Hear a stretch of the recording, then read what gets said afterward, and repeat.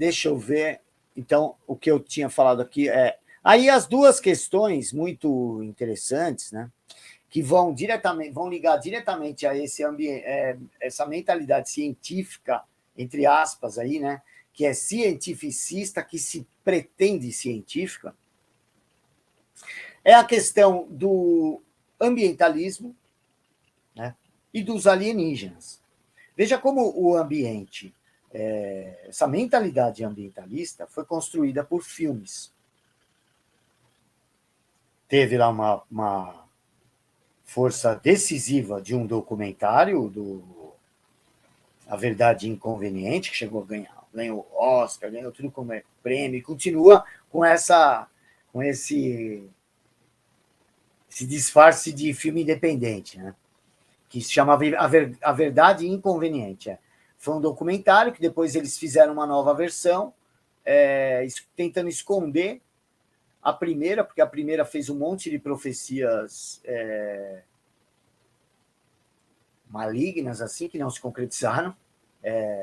E tanto o Al Gore não acreditava, porque ele falava que o mar ia subir não sei quantos metros lá, e nessa região que ele falava que ia crescer tudo, ele foi lá e comprou uma mansão de não sei quantos milhões de dólares à beira-mar. Ninguém acreditou nisso daí. Mas, embora tenha sido muito forte o peso desse documentário, porque, como eu disse, ele extrapolou a ideia da tela e foi, acho que, o documentário mais falado em décadas, assim, né?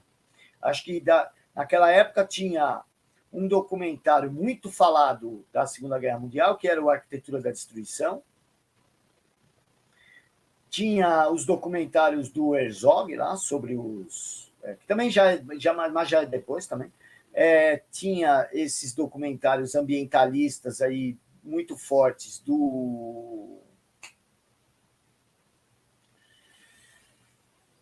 Jacques Cousteau, entendeu? Principalmente ali nos anos 80. E a gente tinha documentários assim, aquele do Vietnã, que eu não lembro o nome, que era muito violento, assim, que é de onde sai aquela cena da menina lá. Corações e Mentes, chamava esse documentário. Era pesadíssimo aí sobre o Vietnã, para a época, né? Então, documentário era um tema assim, era visto mais como programas sobre natureza, sobre essas coisas que era o que passava na TV Record, na TV Cultura, tinha algum outro programa, Globo Repórter, esse tipo de coisa. E quando veio esse filme do Al Gore, até, de certa forma, ele ressuscitou o formato documentário que estava muito mal no mundo inteiro, né? Porque com a chegada da TV a cabo, ninguém ia alugar isso aí, comprar, né? Porque tinha lá na TV a cabo, tinha o canal Discovery, tinha o National Geographic, tinha o Animal Planet, né? E era isso que... Aí, quando veio esse documentário, foi uma bomba, assim, né? Então, só se falava nisso. Então, ele teve um peso muito grande. Mas eu acredito que a ficção foi mais decisiva para criar esse ambiente de pavor diante do fim do mundo apocalíptico, aí, climático, do fim do mundo por causa de desmatamento ou de poluição, mas principalmente porque eles inventaram uma questão chamada aquecimento global antropogênico. Opa, 450 pessoas, muito obrigado.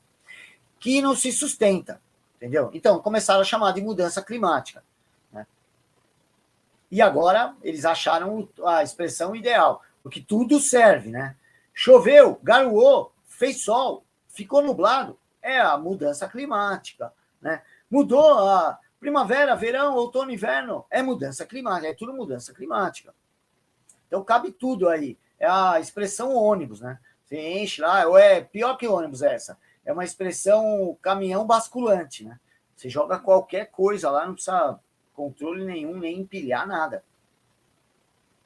Então, essa ideia do ambientalismo, eu acho que foi muito construído por esses filmes de ficção futuristas. Essa semana mesmo, eu tenho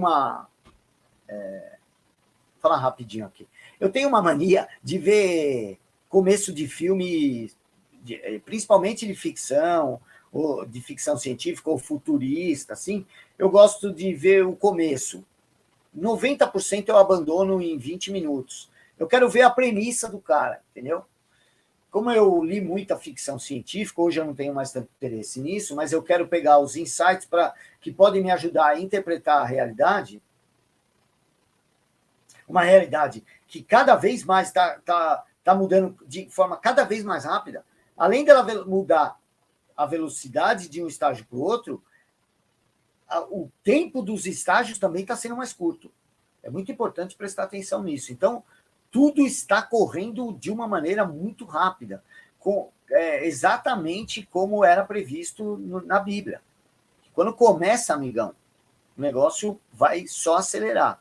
Então, como eu acho que a gente já começou esse processo de apocalipse no sentido de revelação, isso pode demorar 1 ano, 10 anos ou 1000 anos, a gente não sabe, mas que ele já começou, para mim, me parece muito evidente, né? A gente vai ver. Por isso que a gente vê nesses filmes que eu assisto, o começo, tudo, eu sempre percebo assim, o começo é sempre igual também, né? Tem os padrões, a gente já vai falar sobre esses padrões aí. Não sei se vocês sabem, tem um diretor espanhol, já morreu há muito tempo, chamado Luis Buñuel, que era um sujeito de uma personalidade muito interessante, até por causa das suas contradições, tal, mas ele era ateu, anarquista, rebelde por natureza, uma pessoa que queria chocar, né? Ele fez filmes com parceria, não sei se o Salvador Dalí fez só cenário ou fizeram filme junto, não sei. Ele fez aquele filme O Cão Andaluz, que tem aquela cena da mulher com o olho sendo cortado com uma navalha. Filme chocante. Tem o outro que é um filme também muito inusitado, que é O Fantasma da Liberdade, que é um filme que não existe um personagem central, né? Então, vamos supor, a história começa comigo, aí eu saio na rua, encontro uma pessoa, cumprimento uma pessoa, a câmera começa a acompanhar essa outra pessoa. E assim sucessivamente. Então, você não tem nenhuma história completa. Para falar a verdade, eu, durante um tempo, eu tinha uma curiosidade, na época que eu estava estudando para escrever sobre cinema, fazendo um monte de curso, queria aprender um monte de coisa, comprando livro de roteiro, comprei umas coisas que achei, como sempre, porque era até mais fácil, entendeu? Cheguei a escrever um roteiro, tinha um prêmio aqui em São Paulo chamado Prêmio Estímulo de Curta-Metragens, eu inscrevi e não fui classificado, evidentemente, porque era uma porcaria, até agradeço a Deus, que senão eu teria vergonha daquilo lá. Mas eu tentei uma experiência aí, a ideia de um roteiro de filme surrealista, por influência 90% do Luis Buñuel e alguns pensamentos anarquistas que eu tive. Acho que era um cara chamado... Não vou arriscar falar o sobrenome dele aqui. Que eu lia na época, tal, mas era uma ideia assim, do ponto de vista artístico, tá? Essa questão anarquista. Que depois eu vi que era uma grande bobagem, é uma imaturidade. Eu acho que, quando eu li o livro do Buñuel, se eu não me engano, acho que se chama Meu Último Suspiro, ou algo assim, ele se mostrou um eterno adolescente, entendeu? Mas o que ele fez de muito bom, falei tudo isso só para dizer uma coisa muito boa que ele fez. Ele criou uma espécie de modelo de filmes, porque ele reclamava muito dos filmes de Hollywood, principalmente, né? Então, ele criou um modelo, um diagrama, assim, vamos chamar, que ele falava, que ano aconteceu o filme? Você preenchia lá o ano que acontece o filme, né? A época, é a época da escravidão? Não, é a época do colonial? É a época da Segunda Guerra? É a época tal? Ele montava o que ia acontecer no filme. E o pior é que você acompanhava ali, todos os filmes famosos que seguiam aquele mesmo padrão. Ele mostra que a total falta de criatividade em Hollywood, esmagada por esse interesse, em primeiro lugar, financeiro, e em segundo lugar, ideológico, e entre parênteses aqui, não necessariamente nesta ordem, tá? Esse interesse já estava esmagando a criatividade no tempo do Buñuel, né? E ele fez também filmes que ficaram famosos, como O Discreto Charme da Burguesia, que é com aquela mulher super bonita lá, francesa, Brigitte Bardot. Não é Brigitte Bardot. Vamos ver se vocês são bons aí, já que a gente está falando de filme. Vamos lá, comentem aí, como é o nome dela aí? Que fez A Bela da Tarde e fez O Discreto Charme da Burguesia.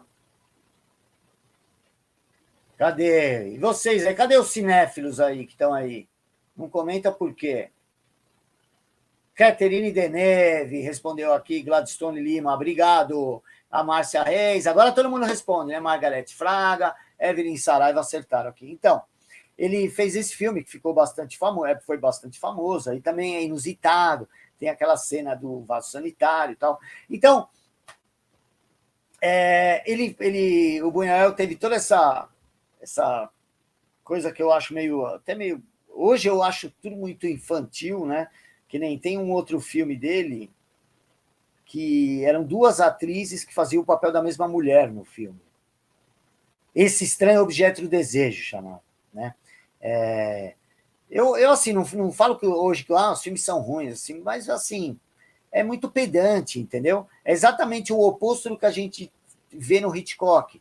Então dá para ver que, embora seja algo que se intensificou, sempre existiu essa ideia. E como o Buñuel não se subordinava a dinheiro, isso é muito importante. Ele dava jeito de fazer o filme dele do jeito que fosse. Então os filmes são até mais baratos, alguns caros por causa de uma atriz como a Catherine Deneuve, porque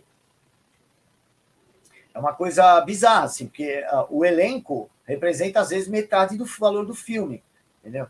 Hoje em dia, né?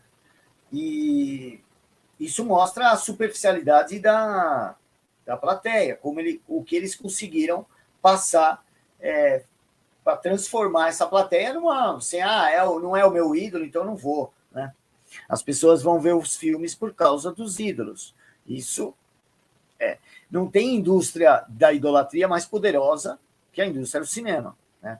E a indústria do cinema é talvez uma das indústrias mais concentradas que existe. É onde o cartel funciona da melhor maneira. Você vê, o Mel Gibson não conseguiu financiar A Paixão de Cristo, ele teve que bancar do bolso dele. Lucrou 30 vezes mais, parece. Deu certo, mas mostra que quando um estúdio não quer, já foi combinado com outros, entendeu?